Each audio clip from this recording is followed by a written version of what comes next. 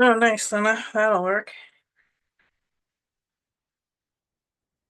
No, I just tuned my dulcimer and then I just banged my dulcimer, so it's now out of tune again. Okay.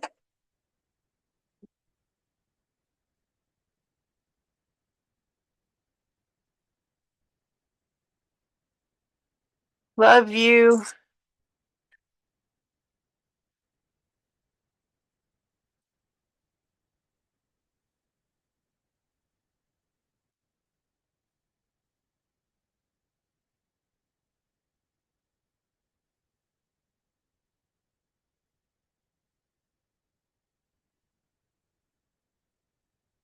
Now, there's some sort of meeting host tools, maybe.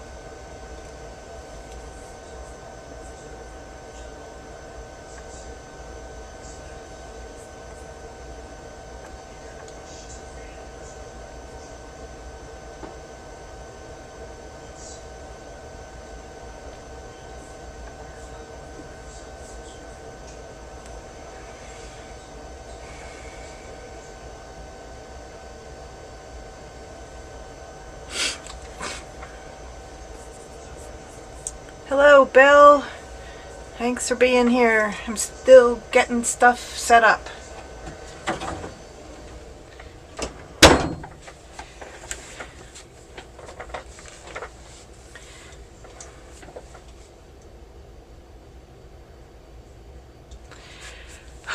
Okay.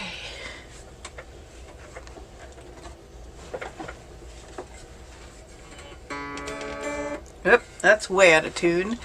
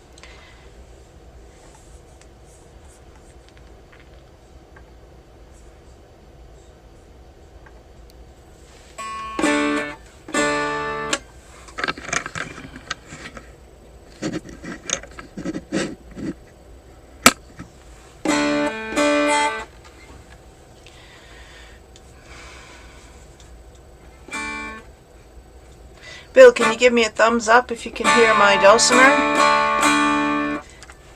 Thanks.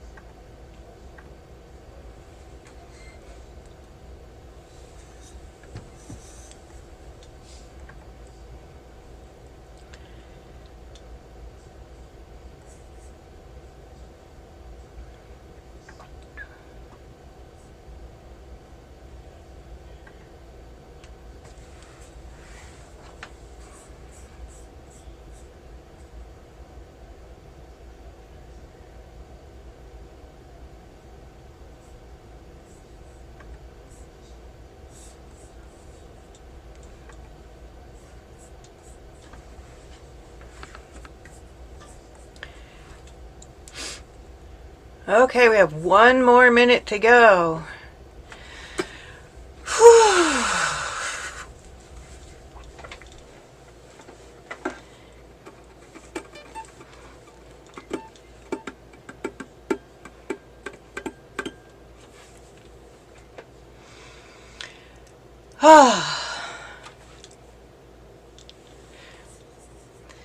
So by my timekeeping device, we are at 5 o'clock. I always like to start on time. And for just as a reminder,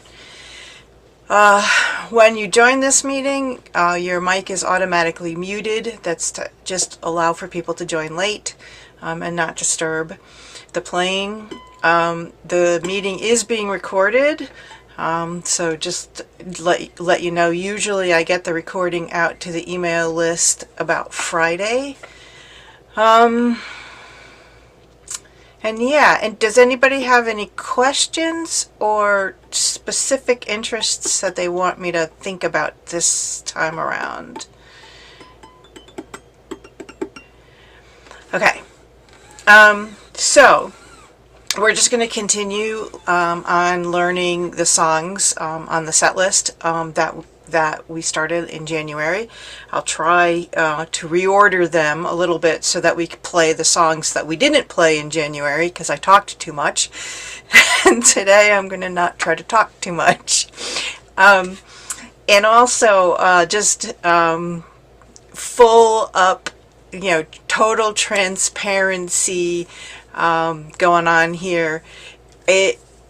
It's been kind of a weird January for us, and so I really haven't practiced a lot on these songs in particular for January. So you're going to hear me make a lot of mistakes.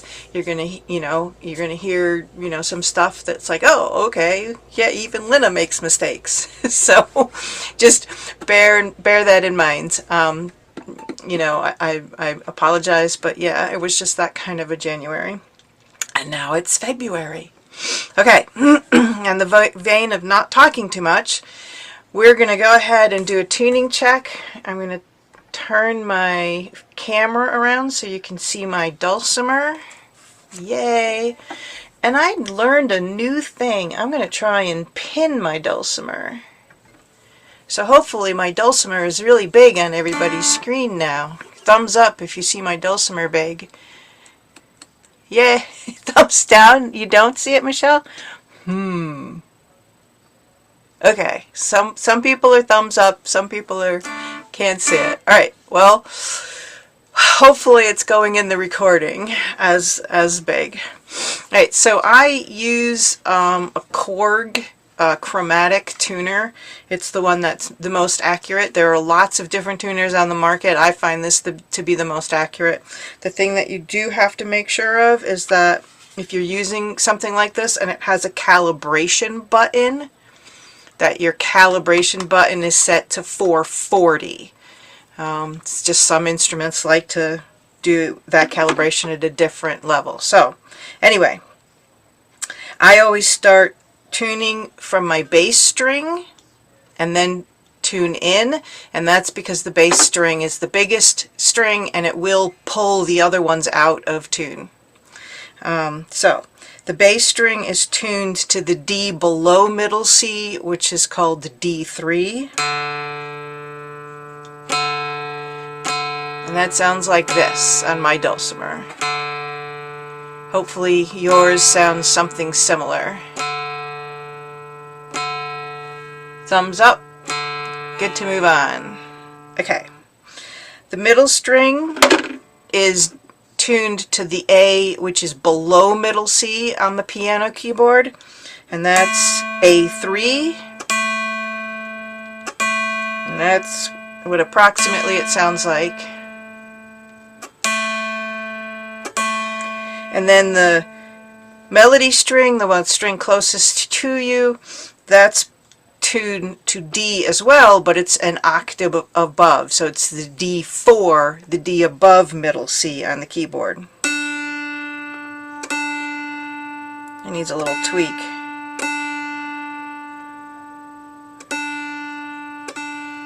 There we go. Alright. That's close enough. Not everybody does that tuning. I just think that it helps to have it sound as close as possible. Okay, so we're going to start right in with our tunes, and I'm going to share the tune on the screens, the tab on the screen. So that means I have to press this button over here and say screen share and start. Technology is great. I wonder what it's going to do if I'm pinned. Oh, it's only me over there. Maybe I can unpin me. Yeah. There, now I see everybody. Sort of. Okay. And there we go. Okay. So hopefully you are seeing my iPad screen at this point. And we're going to start off with a tune called Gray Cat on a Tennessee Farm. This is a very popular jam tune. It's a great tune to memorize. There's not a lot to it. It's a great tune to work on adding ornamentals to and making it your own. Alright, this is in 4/4 timing. I'll count to 4 and then we'll come in. And if you are just beginning to play the dulcimer, let me see if I can do this. There we go. You might want to concentrate on playing just these frets. If you're just beginning, that's the melody, right? And so if you concentrate on just those notes on each of the lines of music, that will get you started. Right, I'm going to erase that all out so it's not distraction. Again, the lowest line of numbers is played on your melody string. Okay, here we go. Excuse me, I should say, if you are an advancing beginner, try to get the chords in, because these are really pretty simple chords, and they're very common chords. So you really want to try and get these. Alright, we're going to play. I'm going to count. 1, 2, 3, 4.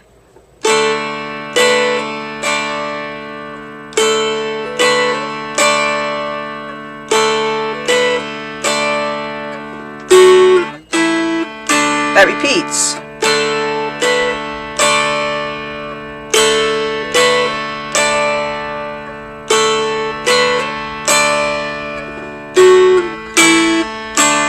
Second line.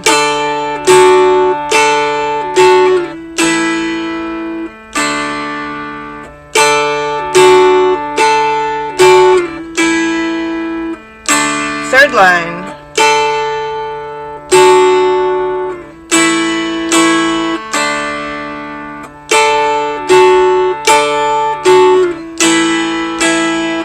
Back to the beginning.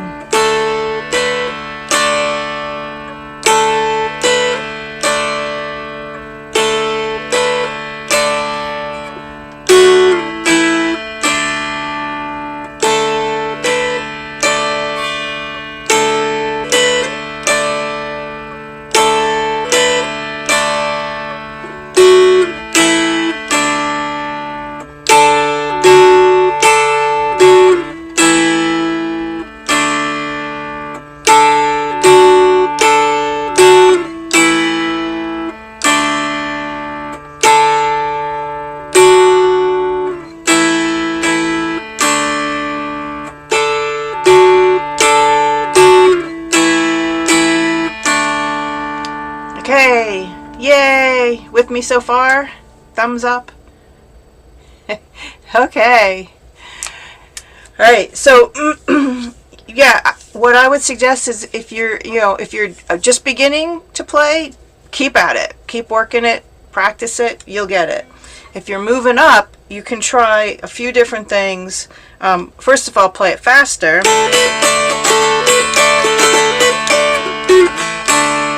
That's essentially the jam speed that you'll want to work up to, and that just comes from practicing the song, knowing the notes. The other thing that you can do is, I've often heard this song played where it's 4, 5, 7, 9, 8, 7, 4, 5, 7, 2.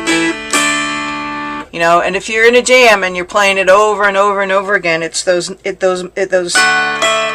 playing that once or twice helps change it up. The other thing, I'll mention this a couple of times in terms of there's a concept of rhythm and beat in music, and beat is just that steady beat. And all I can tell you is the only way to get better at beat is to get your foot moving whenever you hear music that has a strong beat. And you can also play air dulcimer, right? Whenever you hear a music with strong beat. I do that in the car, I do it, in the doctor's office. I'll be just, without my dulcimer anywhere near me, I'll just be moving my hand. And when you strum, you want to strum your whole forearm, not your wrist. Okay, this is prone to go at a weird tempo, whereas if you're actually doing your whole arm like this, you'll get a beat better. So get your foot moving, get your arm moving, and in this song in particular, for me to keep the beat, what you'll notice I'm doing is for the quarter notes, I'm air strumming above the strings for the half note.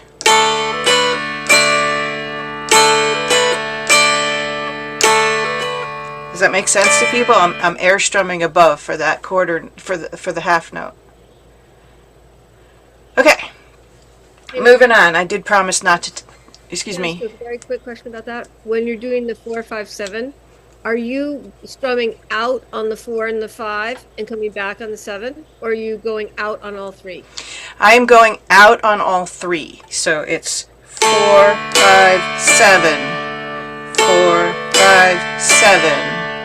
Okay, and in this particular tune, in this set of tunes, for the quarter notes, I'm always strumming out.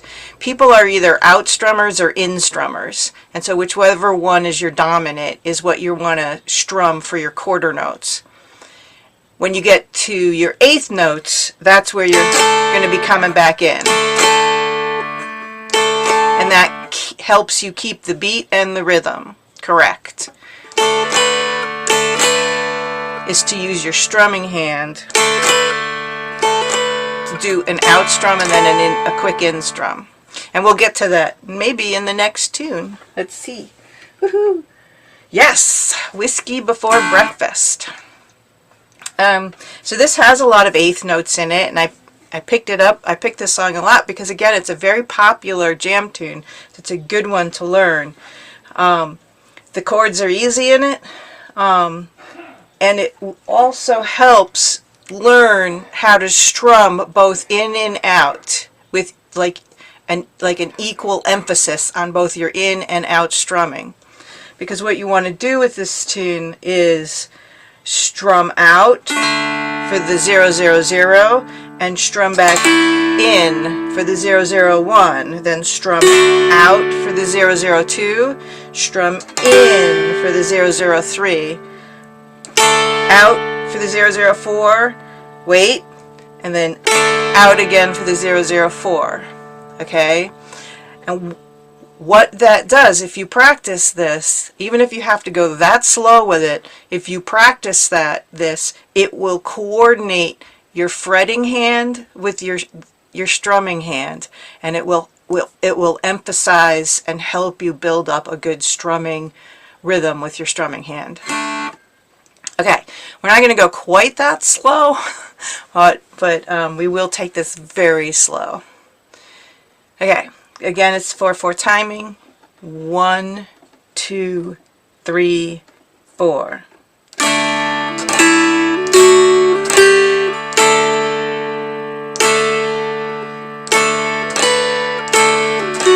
Oops, sorry. I think I threw myself off. I was trying to do two things at once. I'm going to start again.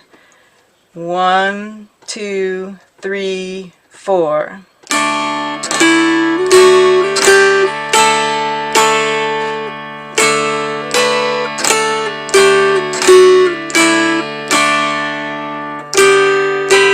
Oh, I'm messing myself up. Okay, I gotta do this again. I'm sorry. Remember my caveat from the beginning. I haven't practiced. This is what happens when you don't practice. 1, 2, 3, 4.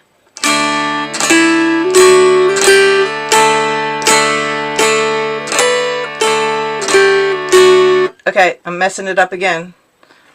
Why am I messing this up? Okay.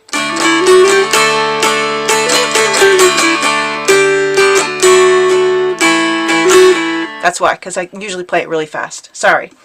Let's try it again. 1, 2, 3, 4.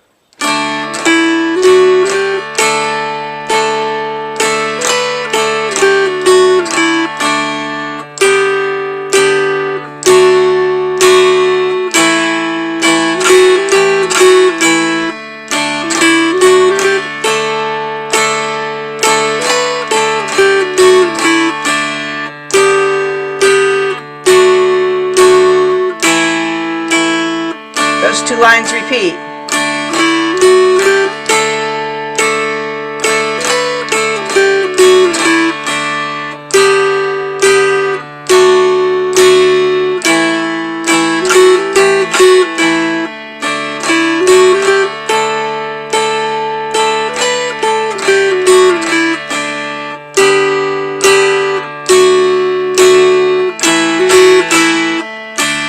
Third line.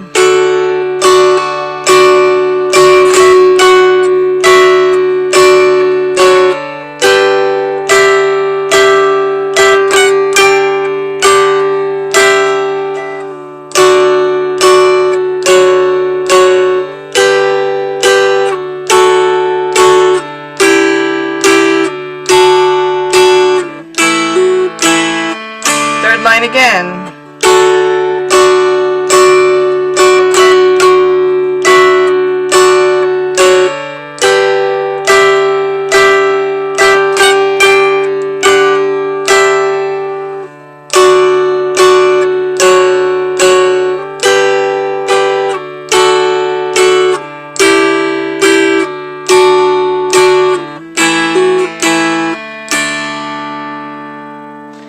Okay, I know I messed it up a whole bunch at the beginning, but I hopefully that last time through. Does anyone want me to try and play it a little slower? Thumbs up for slower. I'm not seeing any thumbs up. Okay, so we can try and play it again. Again, the notion is that for the eighth notes, which is the ones that are tied together, you're strumming out and strumming in, or you're strumming in and strumming out, whichever way you prefer to strum. And then on the quarter notes, it's just one strum. And again, the idea is to get your strumming hand and your fretting hand working at the same time, doing totally different things. All right, let me see if I can play it again. 1, 2, 3, 4.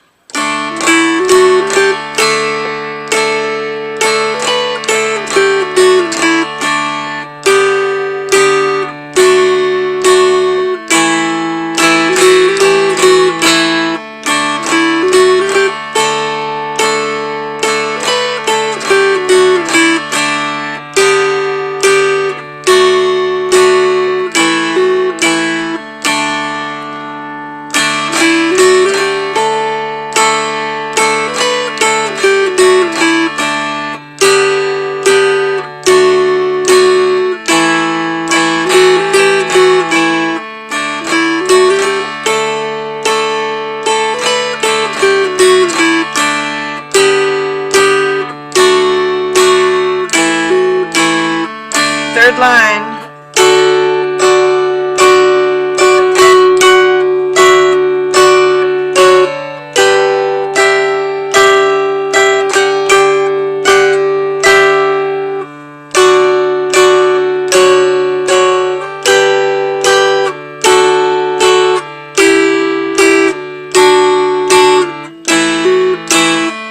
Third line again.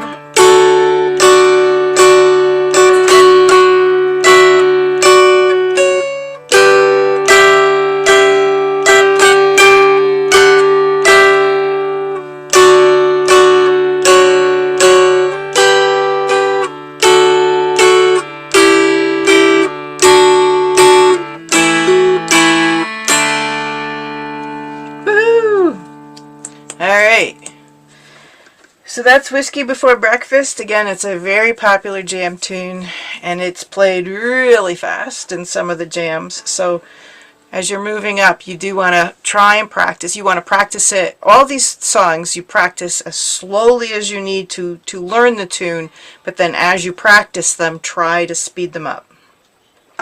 Alright, here we go. Who's gonna shoe your pretty little feet?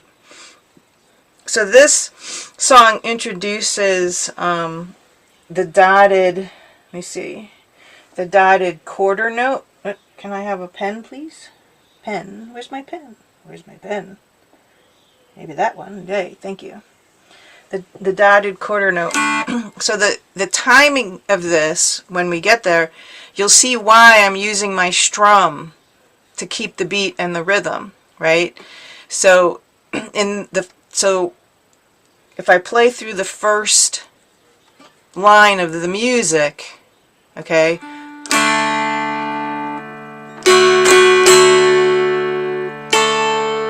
now I'm going to, in this measure where there's the dotted quarter note, I'm going to strum out, come back in, strum out again, air strum, without hitting the strings, and then come back with my strum to pick up the 5. All right, and that's how you can use your strumming hand, moving it back and forth in beat to help you with the rhythm of the song. So watch carefully. I'll try to go slower.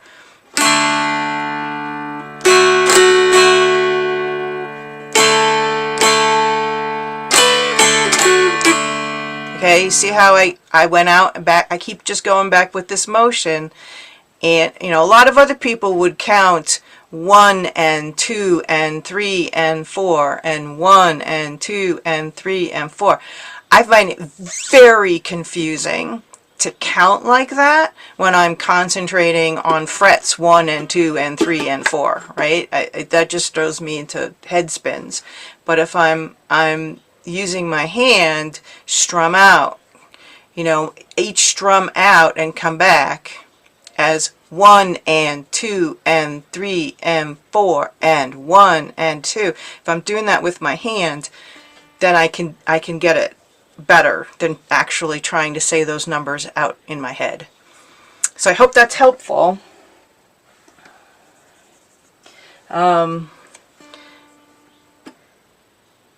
And yeah, it helps. I think it helps to coordinate your fretting hand with your strumming hand, and it helps to get a very steady beat going with your strumming hand.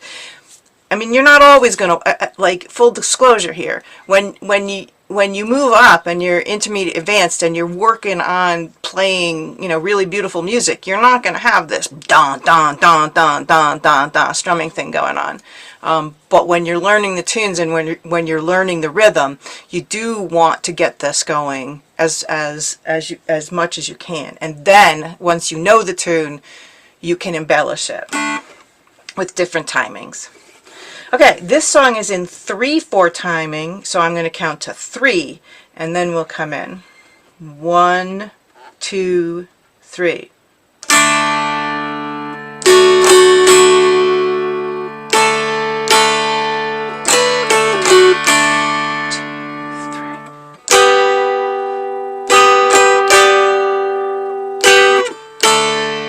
And there's a rest. 1, 2, 3.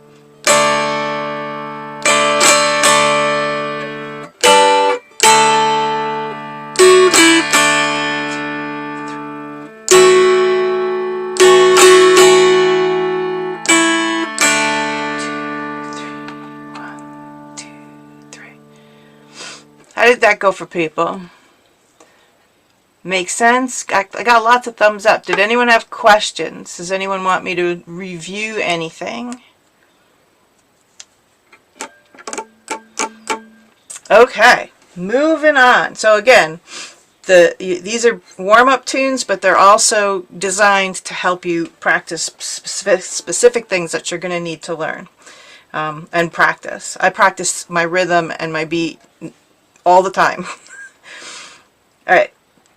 So I think I would like actually to play the next tune is Barlow Knife. We didn't actually get to this in January, so I'd like to try to get to some of these tunes we didn't play and then maybe go back to the ones we did. So Barlow Knife is in 4/4 timing. Each of these lines is a repeat, so each line repeats twice. There's no dotted quarter notes in it, yay. So it's just a matter of, you know, the quarters and the eighths and doing the strum that way. So I'll count to 4 and then we will come in. All right. Again, if you're just beginning, you can, and don't know this tune at all, you can play just the melody, the 7/7/6 plus 7/8, throughout the whole song. And in fact, when I'm learning a melody, I often just play the melody because it's how you get it in your head. Anyway, okay. So I'm going to count to 4 and then we'll come in. 1, 2, 3, 4.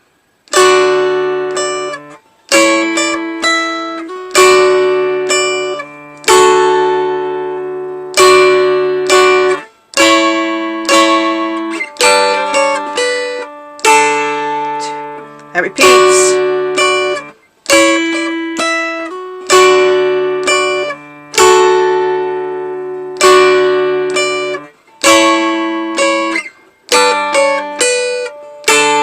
Second line.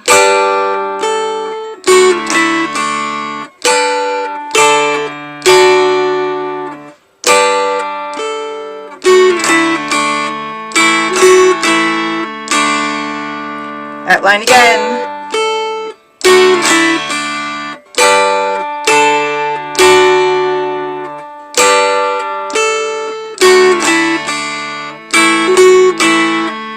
Third line. Oops, sorry.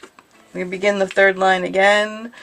If I could see the music, we might begin going away. Okay. 1, 2, third line. 1, 2, 3, 4.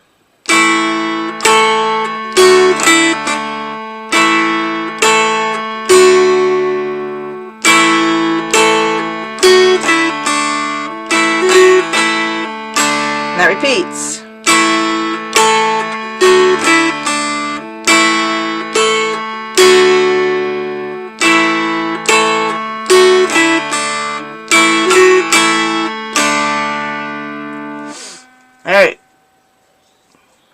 People with me? Thumbs up. Okay. Yay. Okay. All right. So again, this is a great tune. I like this arrangement. This was given to us by the Buckeye Dulcimer Festival out of Ohio. They do a great job. They play this song really fast, but it's a fun tune to play. So I'm going to move on so that we actually get to all of our tunes, and then if we come back, if we want to work on one, we can. Okay. Oops, that's not the next tune we want to play. It's a great tune. The next tune I wanted to play, or at least share tonight, is called Angel Band. Now, this tune, there's 2 parts on this page. So you have to decide if you're going to be a Dulcimer 1 or a Dulcimer 2. Oh, wow. I have like balloons. How did I do that? Okay. Ooh, the miracles of Zoom. Okay. I'm sorry. I interrupted myself. I do that often. So the melody of this song is in Dulcimer 1, is in the Dulcimer 1 part. And that, you have to read, oops, let me give me some yep. So that's Dulcimer 1 part, and then you have to skip down here. That's the Dulcimer 1 part, and that's the Dulcimer 1 part. Okay? That's the melody for the tune. Sorry.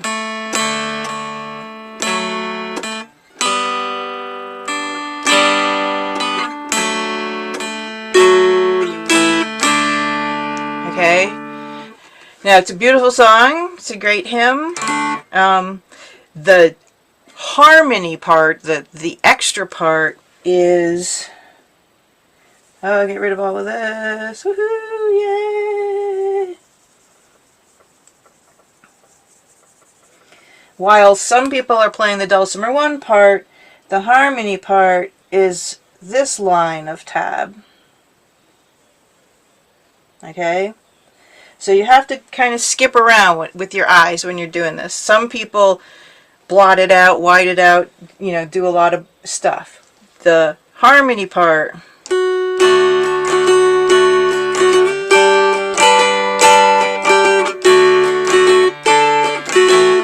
Whoops. Right? So it's really pretty to play this with other people. It's really pretty to play it by which one of these parts by yourself, but it's also pretty to play it with other people. Now, if I was, if I was going to perform this song and it was just me, then probably what I would do is play the harmony part once through, and then, or excuse me, play the melody part once through, and then play the harmony part once through, and then go back to the melody, okay, to give some variation to the song, instead of just playing the same thing over and over and over again. Alright, so I am going to attempt to play the melody, and then you can play with whichever part you feel comfortable playing. No one else will hear you, which is a good thing. And then just bear in mind that this is a 2-pager, and so on your screen, when we get to the second page, it will switch like that. Okay? Alright, and this is in this odd 6/4 timing, which is kind of like 3/4 timing, but not really. But anyway, it's going to sound a lot like 3/4 timing. And I am going to count to 5 because there is a pickup note, and then we will come in. 1, 2, 3, 4, 5.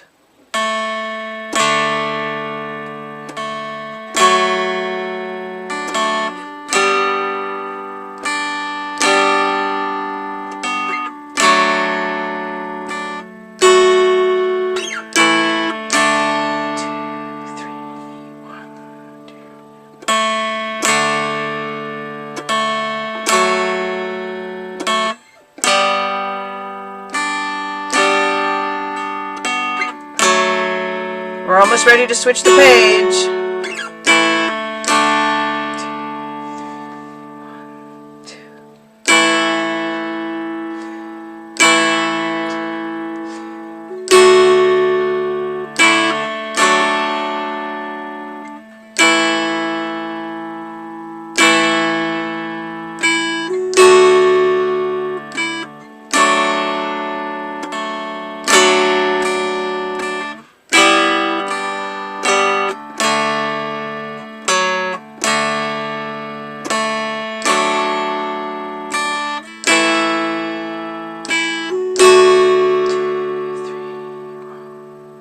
Last line of the music.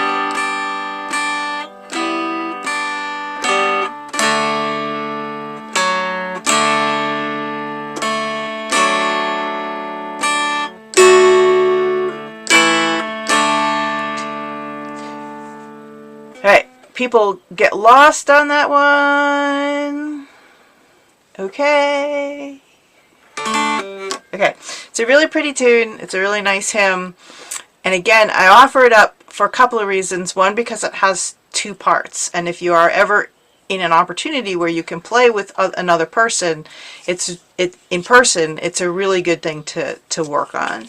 That's one reason. The other reason I offer it up is because the melody is on, the melody notes, is on more of the bass strings.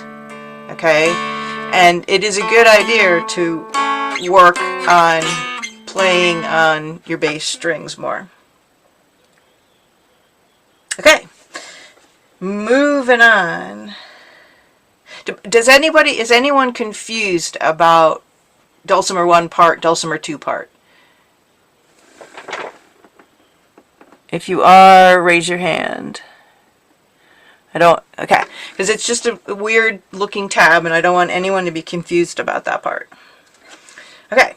And the next tune, Down by the Sally Garden. Woohoo! Where are you? Oh, wait. There you are, way at the bottom. Okay. Ooh, I'm gonna adjust my glasses. So yeah, great song. We'll see how this goes. Alright, so this is in common timing. That's what the C stands for. And that is 4/4 timing. So I will count to 4 and we will come in. I'm going to play it real slow because I haven't practiced it in a while. So I may make a mess of this. 1, 2, 3, 4.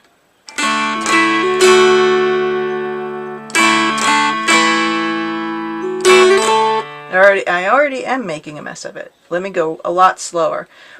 1, 2, 3, 4. That's better.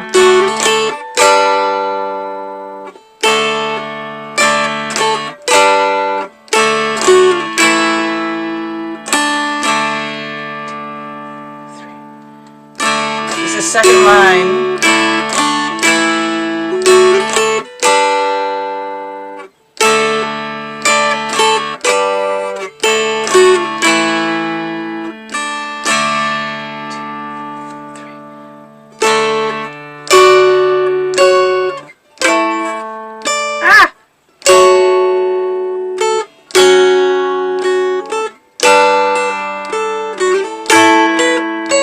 Whoops. Alright, let's work on that. So there's starting about the on the second line where the B minor is at the very end. It's the 4 and then the 5/5/7. That's really the tricky part of this song. Okay? And it's tricky because it goes up and down a lot. So let's play that a lot slower and look at it, okay? So I'm going to start again at towards the end of the second line. Okay, you'll see the note just before the last measure, the 4, and then we'll go to 5, 5, 7. And so I'm going to count to 4 again, and we'll come in a lot slower. So 1, 2, 3, 4.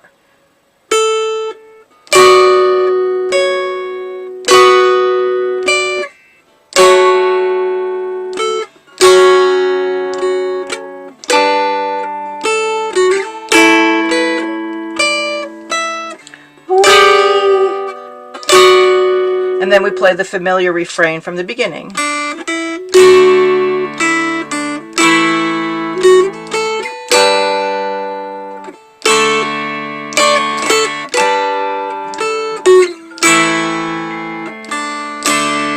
Okay, so this song has essentially, it plays the same sort of refrain first time through, and then the second line, and then the last part of the song is similar to the beginning, and it just has this really tricky part in the middle.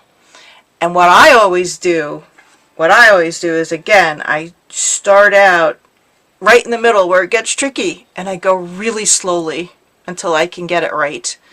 And then I'll go back and play the song all the way through. Okay, does that make sense to people? Okay, anyone want me to try to play the whole song again? Thumbs up for playing the whole song again, or move on?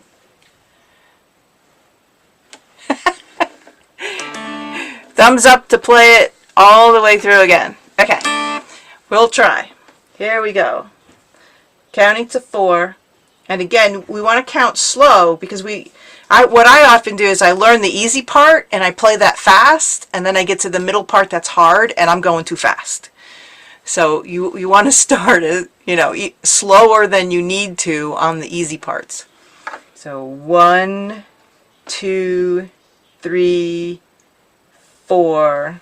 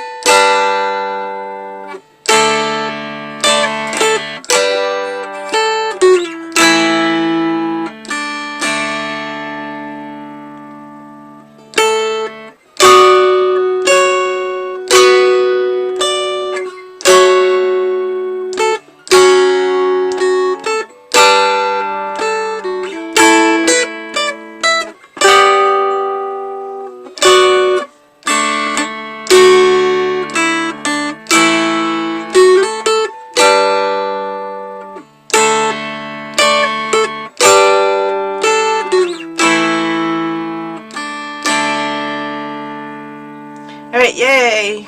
I did it a little better this time. So, yeah, it's just a great song to try and practice. It is a harder song because you're jumping up and down. And that's part of what makes it harder, because you've got to know where your frets are. And last time I mentioned, if you're having trouble, if you're forgetting what your frets are, an easy way to do that, is just spend 5 minutes in a practice session and just go 1, 2, 3, 4, 5, 6, 6.5, 7, 8, 9, 10, and back down again, and just keep going up and down, saying the number out loud as you do that. And that will really reinforce where your numbers are, where your frets are. Alright, moving on. Ooh, Spotted Pony. Woohoo! This is a really fun song, but it's also, I want to point out, it's usually not something that people attempt because it can be a finger twister, okay? And it's a good song to work on to practice your coordination between your fretting hand and your strumming hand. So yeah, we'll see how this goes. Like before, for the half notes, the 0, I'm going to air strum to keep my beat. So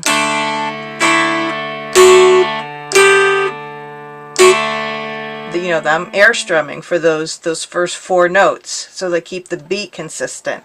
And then for the second half of the line,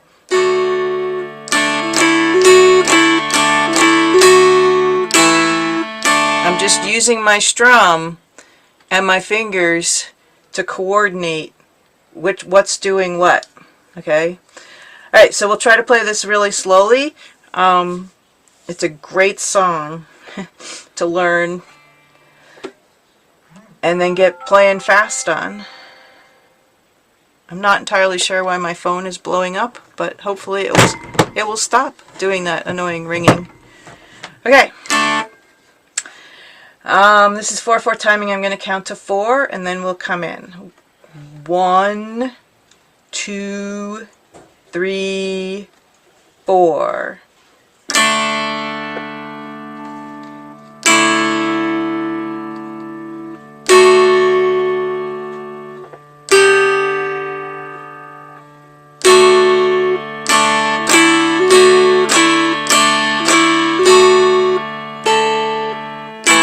Moving on to the second line.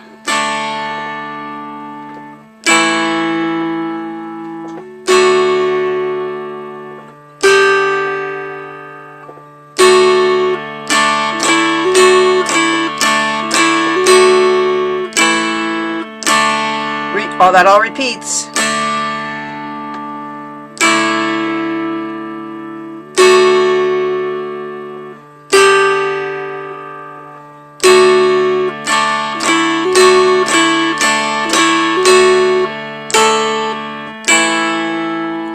Second line again.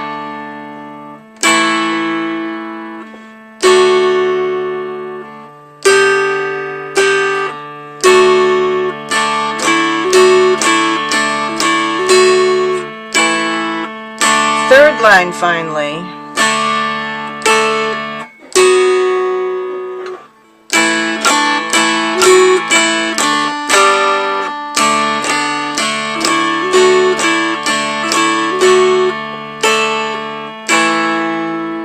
Last line. Sorry.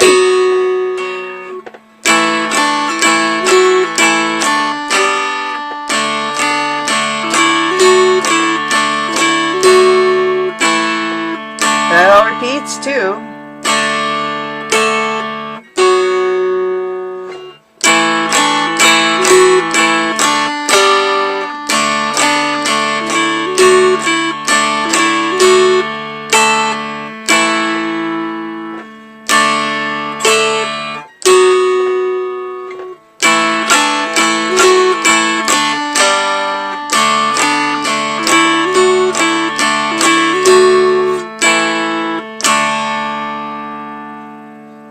Okay, who was with me all the way through the end? Thumbs up. Okay, all right, good. All right, so yeah. So if you're able to play it that slowly, start stepping it up because this thing flies.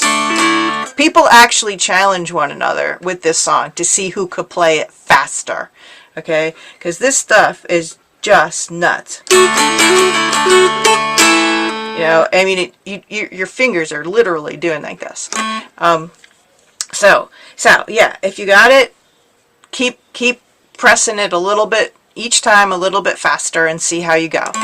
The other thing is, this is really a good example of, you know, when I'm starting, it's felt painfully slow to play, you know, the first few notes, but then when I'm on the third line, it's like, oh, I can't keep up, right? And that's what I was talking about before, where sometimes you have to play a song really painfully slow at the beginning, because if you're going to keep that same beat throughout the song, you're going to have to be able to keep up at the end. So that's one piece. And then this is also a great song to just practice the hard parts, you know?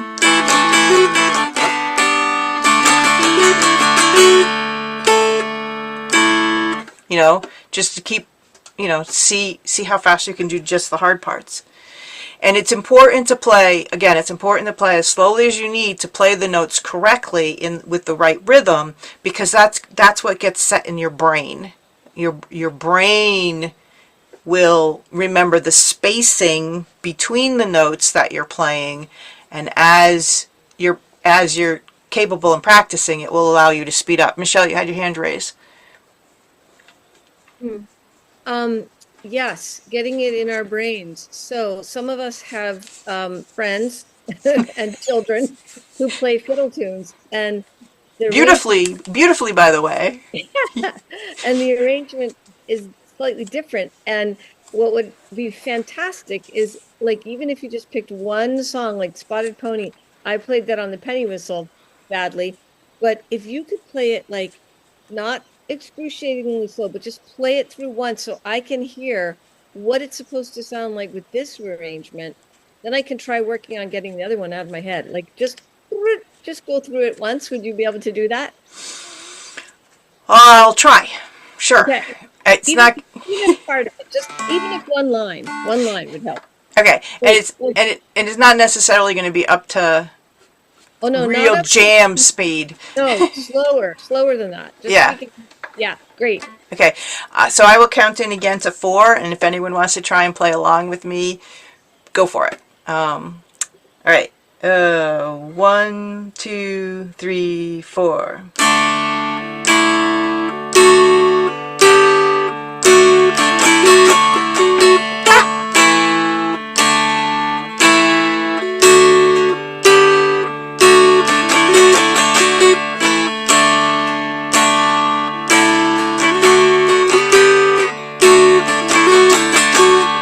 I'm messing it up badly.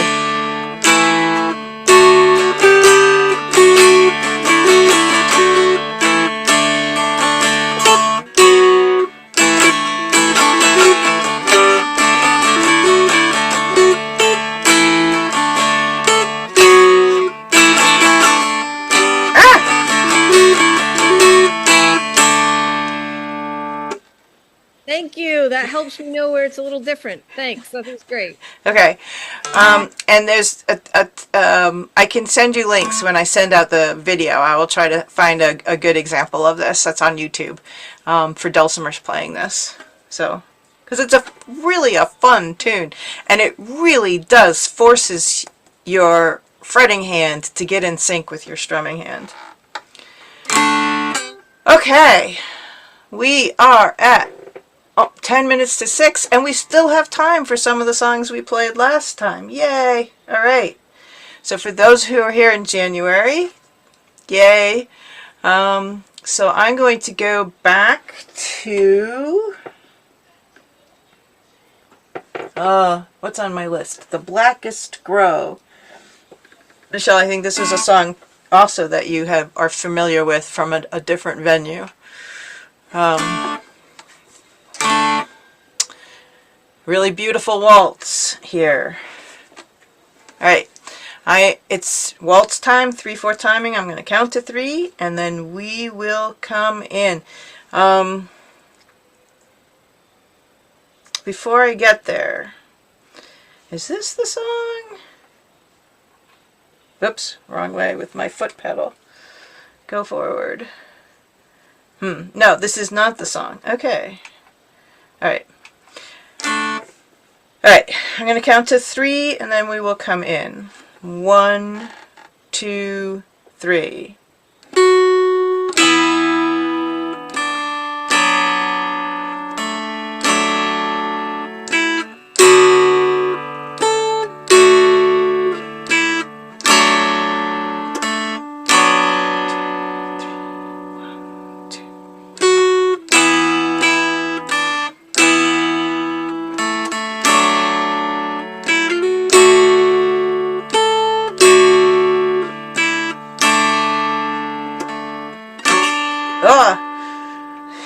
Two.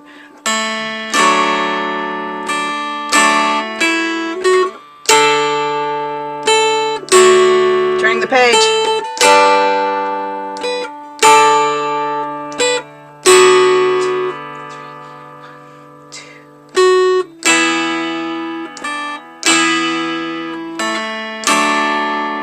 Whoops. See, I played that wrong. I always play that wrong. It's a stumbling block of mine because I learned it wrong. So we're going to start from the second line on this page. It's measure 26 according to the numbers. I'll count to 4 and we'll come in again. 1, 2, 3, 4.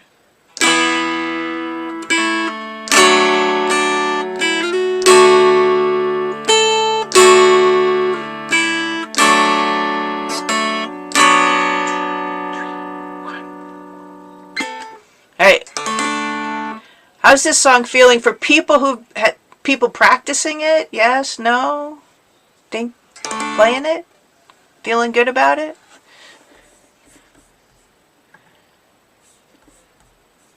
So about it?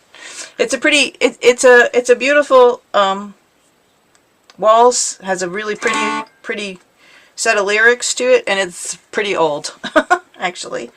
But yeah, okay. So let us move on to Southwind, one of my favorite songs of all time. Did people get to thumbs up if you got to see the video that I had sent around mid-January about, yeah, okay. Wasn't that a beautiful version of this song? Yeah. Okay, so that's, you know, it's really important to understand that you're learning the songs in kind of a basic way, but in the folk tradition, it's, you know, it is always when you perform a song, once you get to that level, you're adding ornamentals, you're changing up the song quite a bit. It is important that people still recognize the tune, but you're adding stuff into this song all over the place to make it your own, to make your own interpretation and to put your own feelings into it. And that's kind of where you get really fun. That's the part, you know, where you start having a lot more fun playing the instrument rather than just working and practicing and, oh, this isn't working very well. But it is working, and over time you're going to find stuff that you can add into different songs. Alright, Southwind. Waltz timing, it does have a pickup note measure, so I'm going to count. The official way to count this is 1, 2, 3, 1, 2, and then come in. So let's try the official way for a change and see how that goes. 1, 2, 3, 1, 2.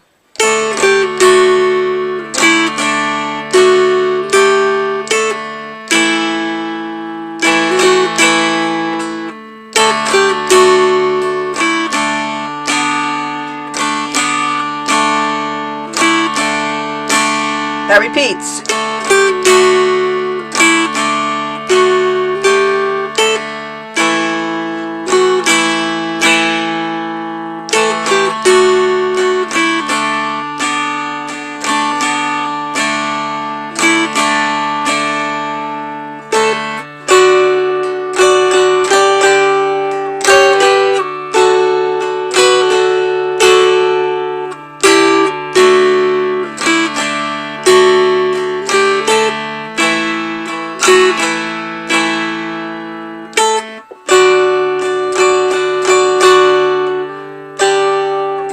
Oops.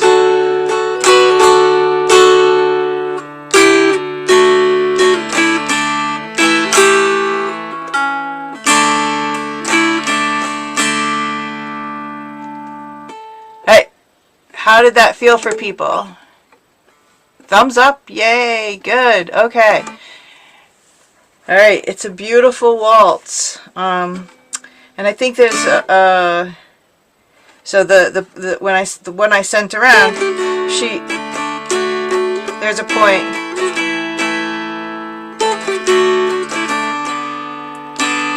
She was doing some stuff on the bass line, and it was just really pretty. So yeah, it's a great tune.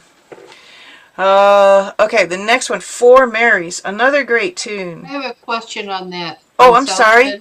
Yes. What is the normal speed that's played at?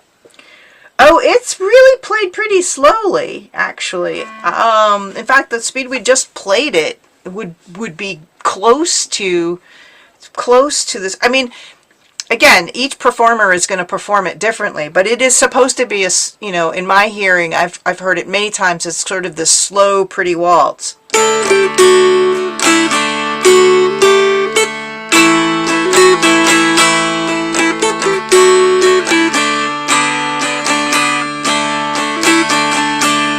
know, sort of a very, you know, to give people literally a feeling of waltzing. So that's usually the speed I hear it played at. You know, obviously there's times when people are just trying to do it as fast as they can, you know, but it's usually played at a dancing, a waltz dancing pace. All right, other questions on Southwind? Okay. The Four Marys. The Four Marys is easily one of my favorite tunes of all time, actually. There is so much you can do with this song once you learn it. There's so many ornamentals you can add in here. You can do finger picking. You can do a whole bunch of stuff. So it's a really great tune to learn. This song has 99, at least 99 different verses to it in terms of lyrics. So if you wanted to sing about one thing, you could use this tune. If you wanted to sing about a completely different thing, you can use a totally different set of lyrics. And it's the same tune. All right, again, this is 3/4 timing. And I will do the official count 1, 2, 3, 1, 2, and then we will come in.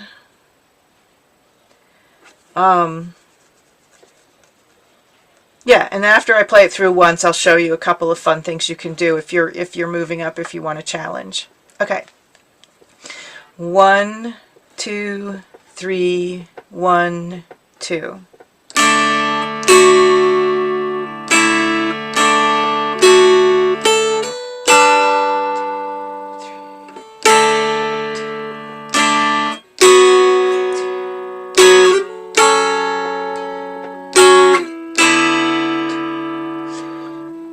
I love that part.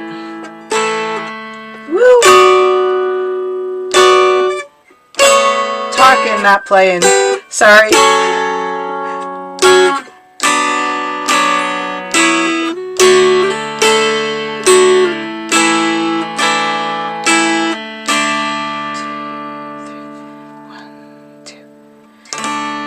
Yeah. So a couple of things. I typically will play this song as finger picking. So let me demonstrate that. I assign a finger to each string of my strumming hand, and that's the finger that I use to pluck that string. Let me see. So my index finger is plucking the melody string. My middle finger is plucking the middle string. And my ring finger is plucking the bass string. And those are the only fingers that pluck those strings when I'm doing finger picking. So I will play this often like, whoops.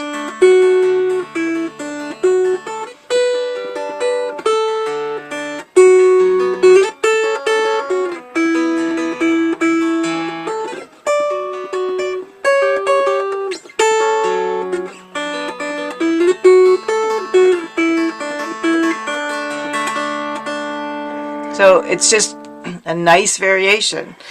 You can you can flat pick the same way. Whoops. It's easier to flat pick over your actual strum hollow. Sorry about that.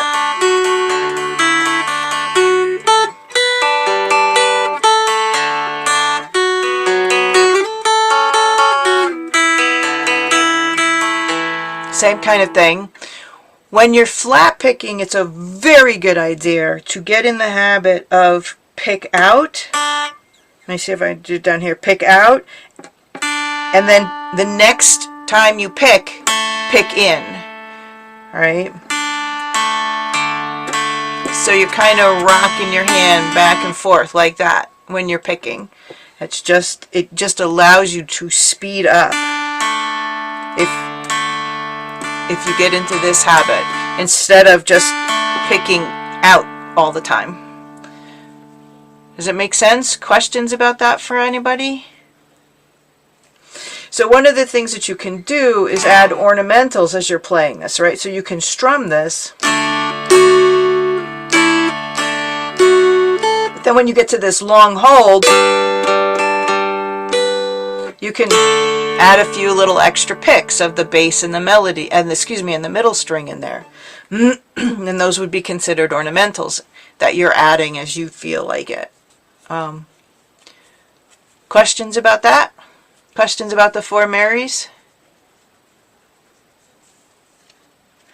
Okay, so let's move on to Beautiful Dreamer.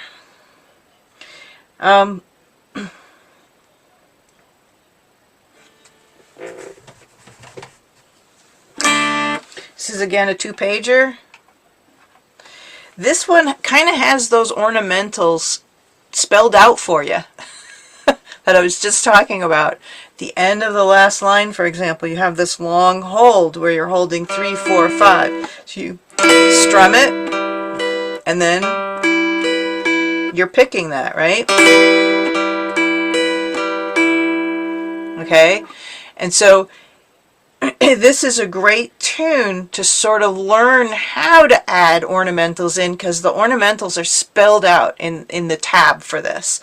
And if you play it very slowly and go through it literally note by note, it'll help you build in that sort of mental picture. Oh, this is how I can do this in other songs. Not in this song because it's spelled out, but in other songs you might want to say, oh, I'm holding a 2, so that means I can add some picks in there. And of course this is just a beautiful waltz. This is in 9/8 timing, woohoo! Which is effectively the same thing as 3/4 timing. It sounds exactly the same. It just, you know, only a orchestra conductor would really be able to tell the difference when he hears 9/8 time song versus a 3/4 time song.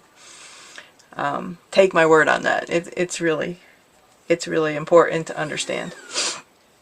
Okay, so I am going to finger pick this one because it's just what I like to do.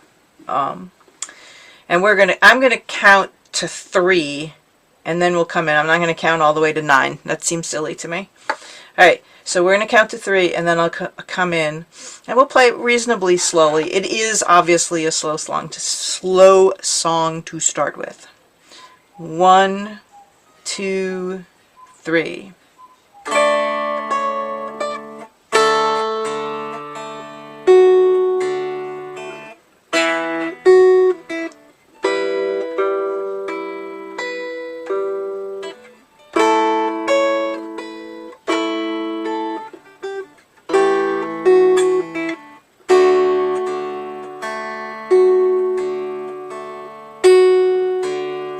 Third line.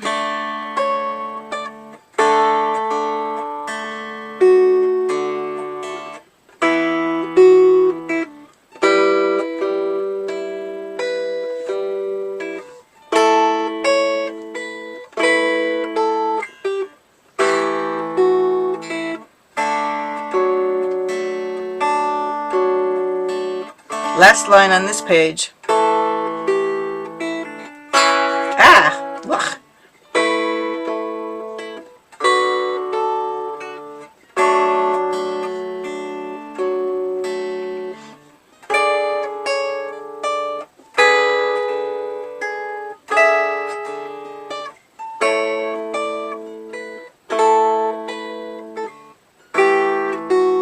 It's a fermata. You hold that as long as you want to.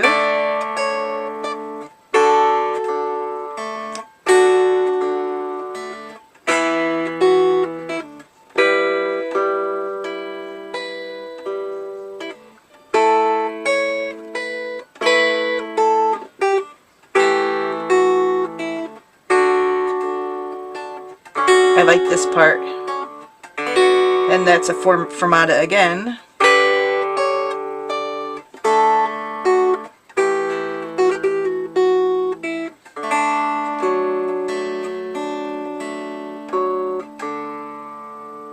So the first time through, when you're playing the song, you play that nice pretty ending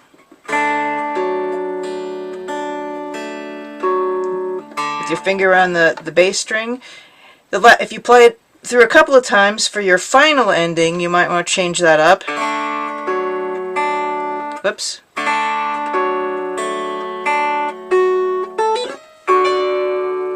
Just give it a nice flourish at the end. So another thing about this song is, you know, there is a triple in here. It's measure 17. It's just before the last measure on this line, the ending, and that's you go in from 0 to, and it's really the way you have to think about this. It's 0 2 1 0, but you can add, if you can, a flourish, a triple it to make that there. And that's shown there with the 2 3 2 slide. You got to do it pretty fast and to keep in timing with the song. And again, I love this song because it's just pretty, and I also like it because it taught me how to add ornamentals into the tunes, because I saw, oh wait, if I have a long hold in a different song, that's a 3 3 3 5. Doesn't have to be a 3 4 5. I can add a little bit of an ornamental in a different song like this. So yeah, that's why I recommend practicing this song as written as much as you can. Questions about it? Okay. Soldier's Joy.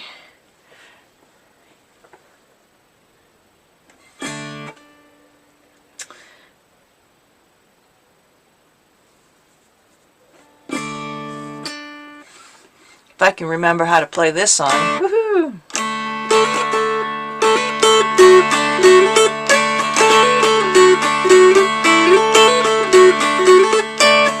Yeah! Okay, I can remember how to play it. So, one of the things that you'll find, the more and more tunes that you learn, is sometimes you have to remind yourself of how the tune goes by playing it, you know, that fast. So this one also has a triple in the very first part. If you're not familiar with that, if you want to skip that part, you can just do 4 2 open 2 4 7 7, right? 4, and that's a lot. That's often the way you'll hear a lot of jams play it. 4 2 open 2 4. I just happen to like. So I'm strumming the 4, the very first note, and then I'm hammering on for the 5. I'm not strumming the 5. I'm just slamming my index finger down on my fretboard. And I'm leaving my 4 finger, the finger that's fretting 4, still fretting 4, because I'm going to immediately pull off the 5, and that will ring as if I'm playing 4.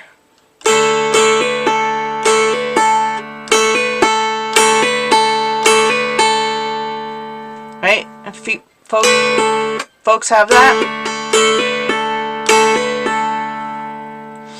Hammer-ons and pull-offs are not unique to the dulcimer. They're on many other stringed instruments. They just happen to be really a lot easier on the dulcimer, and they let you, once you're used to them, they let you add ornamentals in a lot of places. They also let you speed up playing the song.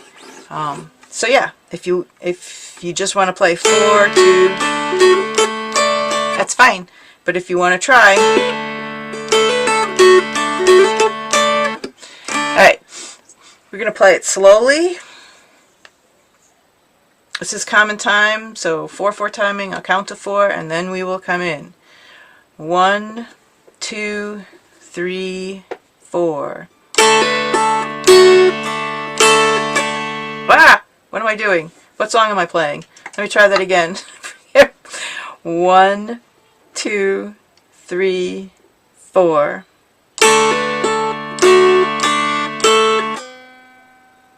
Oh, I know what I'm doing. I'm skipping ahead. 1, 2, 3, 4. Whoa! Hold on. Alright, let me see if I can play that slower now. 1, 2, 3, 4.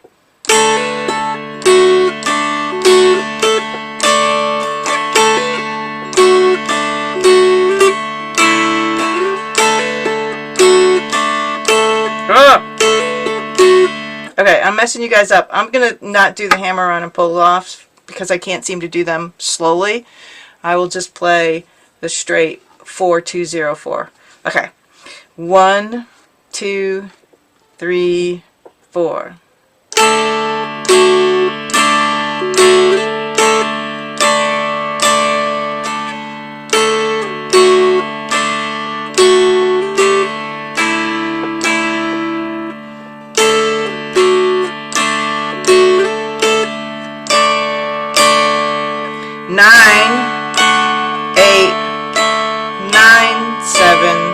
That all repeats.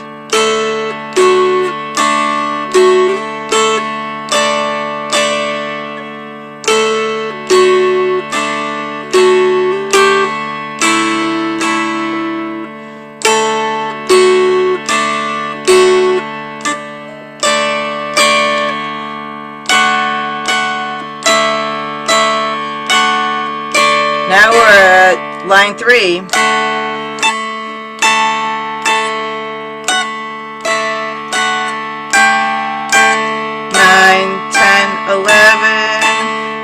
Seven, 5, 4, 9, 10, 11, 8, 9, 10, 9, 9, 8, 8, 9, 7, 7. That repeats again.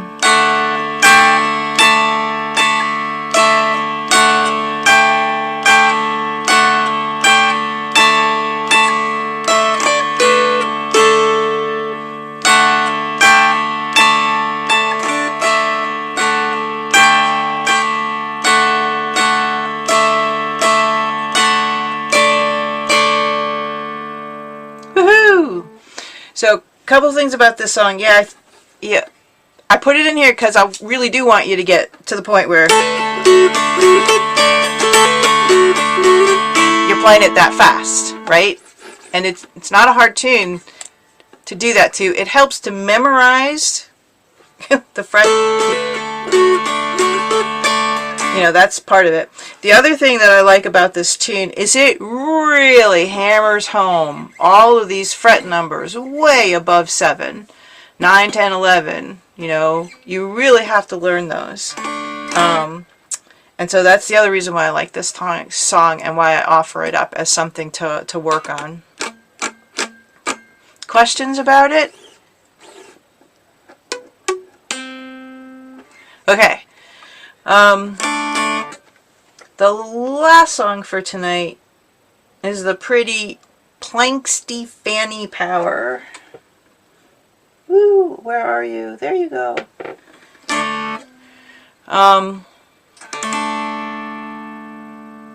Okay, so I mentioned this in January, and I'll repeat it.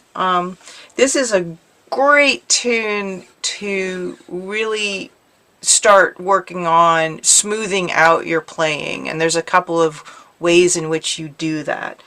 In the first line of the music,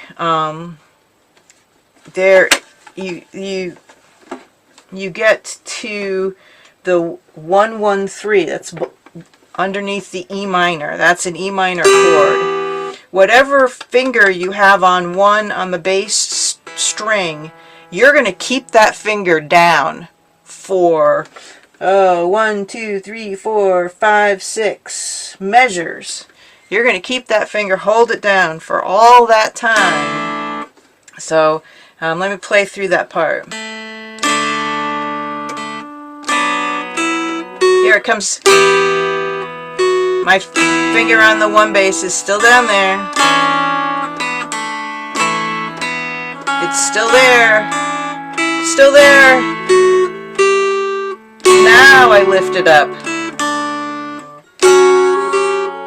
Okay, and that's one of the keys to smoothing out your playing is holding the frets as long as you possibly can until you have to take it off to make a different chord or to do a different note. Okay, it's really important to try that. You have only 3 strings, and keeping them ringing as long as they can really helps smooth out that playing. So that's one part about this song that I really like to emphasize. The other part of this song that I like to emphasize is that in some ways it's a good idea to learn it backwards, and by that I mean start learning the song down here. Okay? Alright? Learn that measure first. Okay? And then back up a measure. So now we're going to play these 2 measures.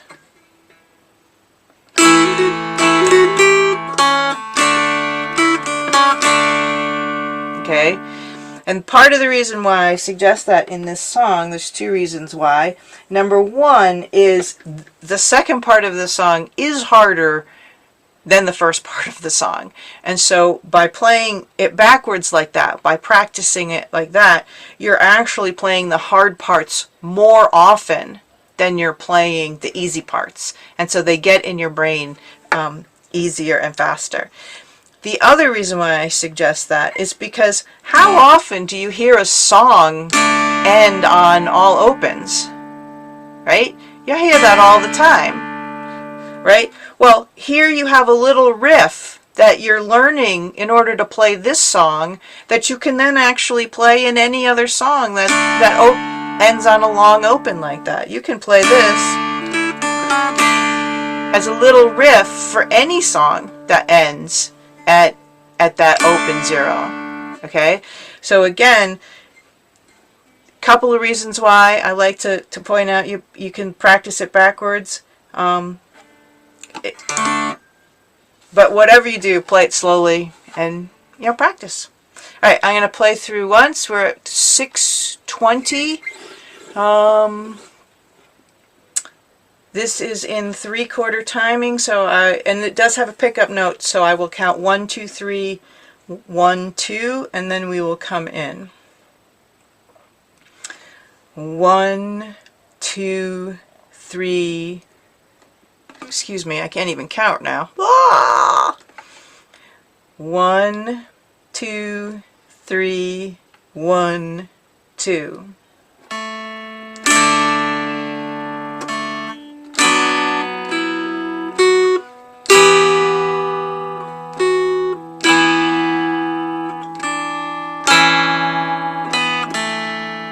Where am I? Yay! End of the first line.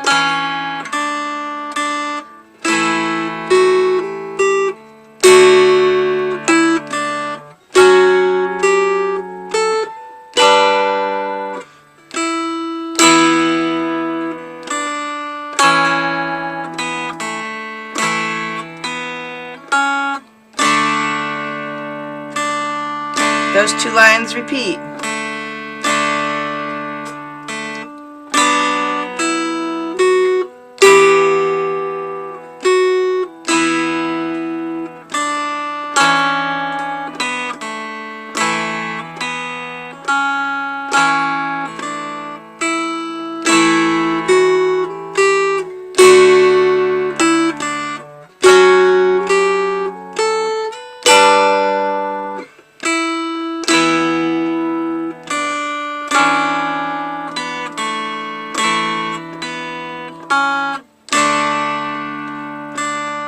Moving on to the 3rd line.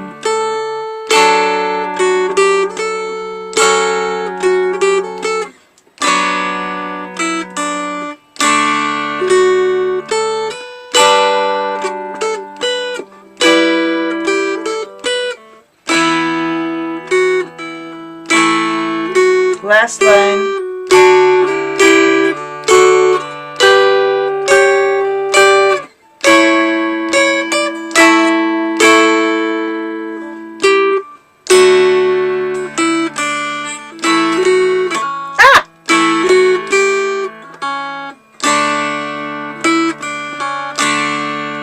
Yay! I sort of made it through. Questions about this song? Alright, let me turn off the screen share. Yay! Stop the share. Stop the share. And redo my camera. Okay, that one. How'd that go for people? Questions? Thoughts? I'll say hi again. Hi, Michelle. I know exactly where I'm messing up in the learning, and it's the fingering. It's struggling to know which finger to put where, and if I'm trying to do that while I'm trying to learn the song and get the rhythm right and the strumming right, I'm lost. So even if there was like, even if it was one or two little measures where I could write down the fingering for like maybe even not a real tricky part, but just like a little bit more than the easiest thing, that would help me to practice it better because I can't figure it out. Okay. Okay, so yeah, often people can give you fingering, but the real truth is that fingering is going to depend on your hands, on your dulcimer, because, you know, like I have really short, stubby fingers, so I have to really change up my fingering based on how far I can stretch my different fingers and how flexible they are. So what I can offer you to, what I do is when I get to a passage, a measure or two in a song, and I'm struggling with the fingering, I will isolate just that measure. It could be 3 notes or 4 notes. I isolate it and I work it and I try different combinations of fingering to see what will work. And then I think I have it, right? I think, okay, well that sort of will work. And then I add on the measure before to figure what my fingers are doing, to see if my fingers are in a position where I can then go into smoothly the fingering I thought would work in the hard part. And then I also add in the measure afterwards, right? Because you then have to get out of that hard part into the next section, right? And sometimes, you know, going in or coming out of that hard part, as I say, I will have figured out a fingering that will work in the hard part, but it won't work for the going in and the coming out. In which case, then I have to go back to square one and start all over again and figure out which fingers can I use to make this sound right. And in principle, what you want to do is make sure you're using, you know, fingers. If you can leave a finger, like I often try to leave my pinky and my thumb free, right, and only use my 3 fingers, because then I can usually grab a note higher or lower with my pinky and my thumb. So that's the first 3 I choose. I usually try first, right? And that's, you know, but yeah, you really have to, in those challenging parts, you have to isolate it down to just that section and try it. And honestly, I don't know a different way of doing it, because it really does depend on your fingers, the flexibility of each of your fingers on the fretboard. And it is really important to get all 5 of these digits involved. I've sent out my fingering exercises and my thumb exercises, and that's specifically to strengthen all of these fingers so that they can hold the strings at the same pressure, right? And I don't actually, you know, I know violists, I know violin players, I know guitar players, And they kind of all say the same thing about learning the fingering.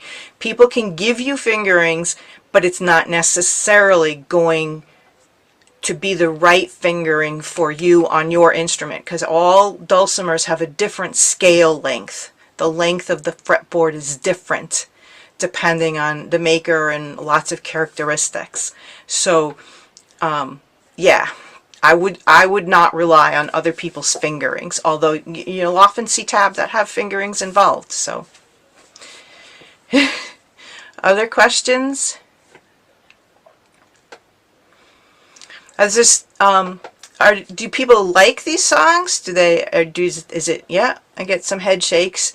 You know, I try to mix it up. So there's some easy songs, quote unquote easy. There's no easy song in music, but some easier songs, some more approachable songs, and also some harder songs. And the reason why I do that is because I want you to challenge yourself. You know, don't just play the easy ones. Get challenged on some of the harder stuff. Because that, I know for me, I don't know about everybody else, but for me, if it's all easy, it's going to be boring, and I'm not going to keep doing it, right? I have to challenge myself to, you know, okay, I gotta do more with this, you know. And I'm not a performer. Ooh, we're at 6:30. So let me just say, anybody who has to leave, that's fine. I wanted to get this in. I am personally not a performer. I get incredible performer anxiety. So I don't even try that, right? But if you are leaning that way, then I'm going to start another monthly Zoom that's focused on, that's going to be an open mic.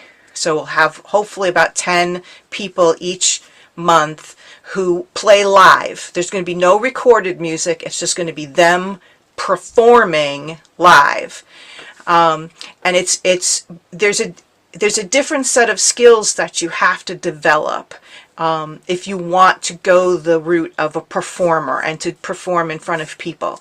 And so that's why I'm offering this to people. It's going to be no judgment. You know, there's no going to be, nobody's going to be, you know, counting your mistakes or anything like that. But it's just offers people an opportunity to perform or to practice those performance skills, which is it's a totally different set of skills than learning tunes and stuff like that. So just bear that in mind. I'll send out more information when I send out the link to the recording on how to sign that up for that. And I need both performers and listeners, so we need both an audience as well as people who are willing to try and perform.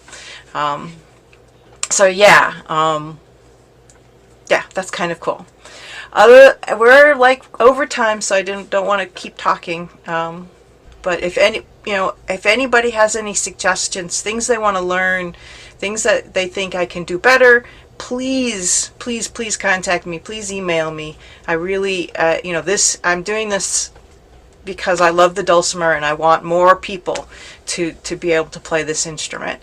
And that's, kind of up to you to let me know what you want to learn. Okay?